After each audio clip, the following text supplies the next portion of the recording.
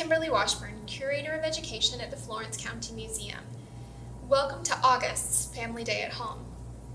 In this activity, we'll be working together to create a bookmark made from stamps that you make yourself. So let's get started. You'll need to grab a few things from your FCM Family Day at Home kit. You're going to need your colored piece of cardstock. It's cut at an angle and it has a hole on one side. You're going to need your 2-inch cardboard square, a piece of yarn, your 1-inch eraser, your black Crayola marker, your stylus stick, and 2 little glue dots. Now, you're also going to need to gather a few things from around the house. You're going to need a pencil and a pair of scissors. So the first part of this is going to be creating the design on your bookmark paper. Now this bookmark is special because it's going to be folded so that it's able to hold a little insert. And on that insert will be printed a list of lines or a series of lines so that you can keep a list of all of the books that you read this academic year. So that just slides in and out of the pocket on your bookmark. But it's printed front and back. So let's get to work. We're going to start just by sliding this out of the way, grabbing your eraser, your pencil, and your stylus stick. Our first step is to make the stamp that we're going to use to print our bookmark. Now this is another type of relief printing. If you've already created your relief print journal, then you know or remember that relief printing creates an impression. You create an impression. Anything that's still raised will receive ink or paint and then can be printed. So we're going to do something similar with our eraser. It's just a much smaller printing plate. You're going to draw a design on your eraser. Now this could be a series of shapes, it could be lines, it could be your initials, it could be anything that you would like to draw. You should remember to keep it simple and not very detailed. If you try to draw a person's face with eyelashes and all these little details, it's all going to crumble away, and you'll see why. So I'm going to keep it very, very simple and draw some squares inside of squares.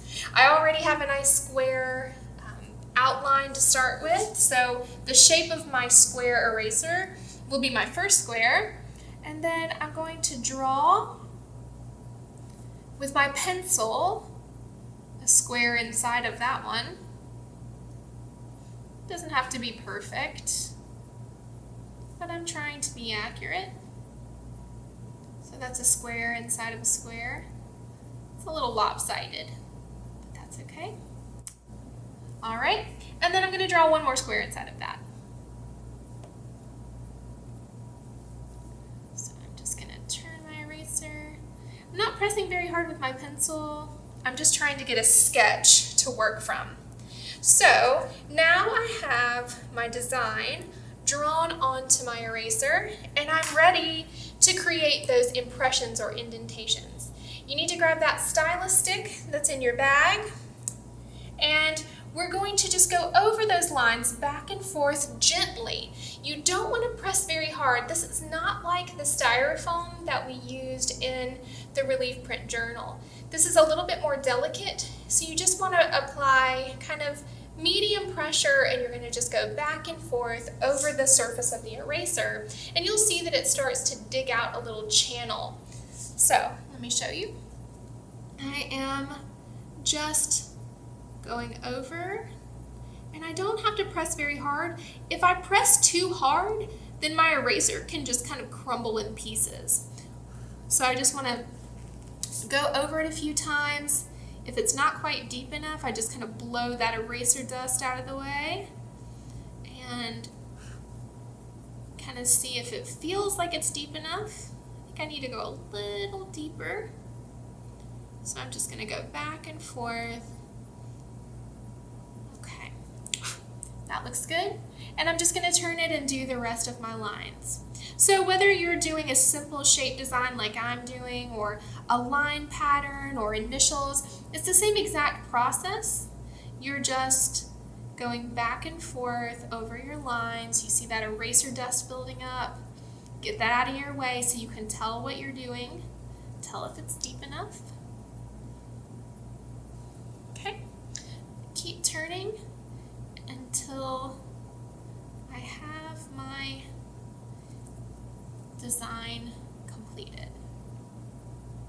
Now I have one that I've already been using to create my samples, so I'm going to switch to that one so that you can see without waiting. Alright, so this one is a little dirty because I've already used it to print with today, but it's that same exact design. And I'm going to print on my paper using this eraser like a stamp. Now, instead of using ink or paint, we're going to use, I guess it is a kind of ink, we're going to just use the ink from a marker. Washable Crayola markers work great for this. If you have a set of markers at home, you can try this in different colors. You could add one color around the outside and a different color on the inside. We're keeping it simple. We're just using a black marker for this, but feel free to rinse this off and try it with colored markers if you have those at home. So I'm just going to use the side of my marker to color over my stamp. And you'll notice that the marker ink beads up a little bit on the stamp, and that's totally fine. It's going to do that in different ways throughout your printing process, and I kind of like the different patterns it gives. So I'm going to start out by just turning my stamp the way I want it to print. I'm going to print this one sort of like a diamond shape instead of straight like a square. And there's my first print. And to make another print, all I need to do is color it again with my marker. Now the coloring takes a lot more time if you're using more than one color, but since we're just using one simple color, it's pretty fast. Line it up where you want to print it, give it a stamp, and repeat. You're going to do this over and over until you've covered your entire paper. So this one's kind of a variation. I've done some straight and some turned diamond shape, but I printed both the front and the back of my paper, all the way printed. You may want to give this a couple of minutes to dry, but because it's marker, it doesn't need to dry for an hour or anything like that. 4 or 5 minutes, just long enough to make sure that it's dry. It's not smudging when you rub your hand across it. It's really all that you need. The next step is going to be to fold our bookmark. So you're going to grab your bookmark, decide which side you want to be the outside and which side you want to be the inside. I want this side to be the outside, so we're going to put the outside down, and we're going to fold our paper. Now let me show you where we're going to fold. We're going to fold from this corner right up here, the corner that is by the diagonal line on the side with the hole. So from this corner, we're just going to make a straight fold all the way down. So let me show you how I do that. I just kind of line up this part, kind of get the corner where I want it first. You could also draw a line with a ruler. I don't think you really need to, but if that's something you want to do, you can. So I get that corner folded like I like it. And then make sure that the bottom edge is nice and straight. So you don't want it overlapping like that or the other way. You want to make sure that the bottom edge lines up. And I just press from the top down. And there we go. That's our first fold. And if I flip it over, you can see that those bottom edges are nice and lined up. And then all I'm going to do is fold it over again. I'm going to take this fold. So here it is. I'm going to take this fold and I'm going to fold it over to this edge and give it a crease. Now this cardstock is a little bit tricky sometimes. If it doesn't reach all the way over to the edge, that's fine. Just fold it over. There we are. Okay, and so that'll be the front of your bookmark. You can see how we've created a little pocket there for our list of books that we've read this year. So we have that pocket insert, and it's folded over the back. Now, we're going to secure our bookmark using some glue dots. Let me show you how to do that. So, these two small circles on their little glue circles inside of a paper and plastic sandwich. So here's what we're going to do. We want to put one glue dot kind of at the bottom here and another one at the bottom here to hold it together. Let me show you how we use glue dots. So the first part, there's a plastic side, a clear plastic side, and a paper side. We're going to peel off the paper, and we want to make sure our glue dot is on the plastic. So I have that glue dot on my piece of plastic, and I'm going to stick it down onto my paper where these two pieces of paper fold over each other. See that? So I'm just sticking it there. I'm not peeling the plastic off yet. Just want to make sure it's in the right place first. So now that I know it's right, now I'll peel the plastic off, and the glue should stay on your paper. Make sure that you're not peeling the glue off. If the glue wants to peel off of the plastic, then just rub it some more, press it down, and try to peel the plastic up. Sometimes if it's being really tricky, try pulling the plastic from an opposite edge and see if that helps. So now that I've got my glue right there, I'm just going to give it a rub, and that's stuck. That's really securely stuck. And then we're going to repeat the process here. So I've got this flap that I want to stay in place. I'm going to peel the paper off. I'm going to put the glue dot down where I want it. Press it down with the plastic still on. I'm going to peel that plastic off. It comes off pretty easily. And I'm going to stick that down. And there we go. Now it's really well stuck. Nothing's coming out the bottom. We've created a pocket for our list of books that we've read throughout the school year, and we are ready to create the tassel.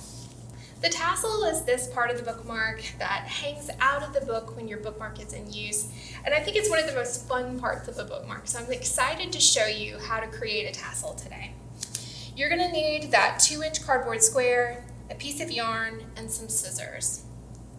Now this is not difficult, but there's a lot of steps and it seems a little tricky, so I'm going to try to go slow and be very clear. So you're going to start out with your cardboard square and your yarn, and you're going to line up the edge of the cardboard with the edge of your yarn, just like that, and I'm holding it in place with my thumb. I'm going to wrap this around the cardboard square 10 times, and one wrap is up and down, so it's wrapped around 1 time, 2, 3, 4, 5, 6, 7, 8, 9, and 10 times around. Now I have one end loose here, that's the end I started with, and I'm going to trim this end there. Now I want to create sort of a loop for, I'm going to set this down. I want to create a loop to hold my tassel, and then I need a piece also to tie around the tassel. So I'm going to divide this into thirds, so 1/3, 2/3, and 2, you can also fold it into thirds if that helps you sort of visualize 3 equal pieces. We're just going to cut 1 of the thirds away. So we're going to save that short piece for later, and the longer piece we're going to use now. So we have our ends at the bottom. See those loose ends? They're at the bottom. And at the top, we're going to tie it with this longer thread. We're going to stick the yarn between the cardboard and one side of the yarn. It's not back here on the other side, it's just between the cardboard and one side of our yarn. And if your edges start to come loose, just kind of put them back where they need to be and hang on to them. So I'm gonna just set it down and stick that under, just like that. So I just stuck this yarn right under, and my edges want to come a little loose, so I'm just going to try and hold them in place. I want to try to match up my edges so that it's about equal. It doesn't have to be perfect. And I'm going to tie this in a nice tight knot. So I'm going to tie it pretty tight. Those edges that are loose, I can pull them to tighten them back up. Nice tight knot. I'm going to tie it a couple of times to make sure that it's very secure, because we do not want this coming loose and having little strings everywhere. Okay, so now that is nice and tight. These are our edges that are kind of floating out there. And now we're going to cut this off of our cardboard. So again, the loose ends are down at the bottom, and that's where we're going to cut. We're going to slide our scissors between the yarn and the cardboard and just snip the ends, just like that. So now we have something that looks a little bit like this. It's kind of like a tassel. It's a little wild and crazy, but we're getting ready to tame it with our shorter piece of yarn. So here's what we're going to do. I like to hold it in my hand. I like to hold the bundle of fibers that was wrapped around the cardboard in one hand, and then my piece of yarn that I'm going to wrap it with in another. So I have this bundle in my left hand. I'm right-handed, so the bundle's in my left hand. In my right hand, my dominant hand, is my small piece of yarn. I'm going to hold this kind of equal, not all the way down here, not quite equal in length, but going in the same direction as the other little threads. And I'm going to just start to wrap it around, and I'm holding it in place with my thumb, and I'm just wrapping this around as many times as I can. Don't get these longer threads mixed up in there.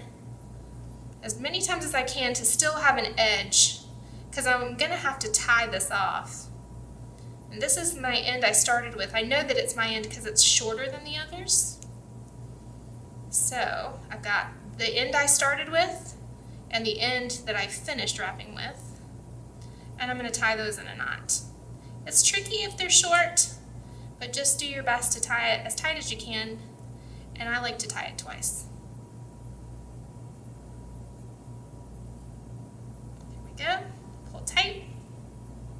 And those little guys can either just be incorporated into your tassel, or if they're sticking up, like this one is sticking up, I'm going to trim him off. Actually, might trim both off. It's up to you. If it bothers you the way it looks, then trim it. Okay. All right. Now I have a very cute little tassel. And to attach it to my bookmark, you can either just tie it right onto your bookmark, but I have a way that I like to do it that's a little different. So I'm going to take the ends, and I'm just going to do sort of an overhand knot. Just tie a little knot just like that. Pull tight. Okay, I'm going to trim those ends off short. Okay, and I'm going to get my bookmark. I'm going to stick this from the front to the back, just like that, and then open up a little hole and pull my tassel through, and there it is, attached to my bookmark, ready to be used. That little insert, you go ahead and slide your insert in, and don't forget to write down, to keep a log of all the books that you read this academic year. I hope you have a great year. I hope we see you soon here at the Florence County Museum.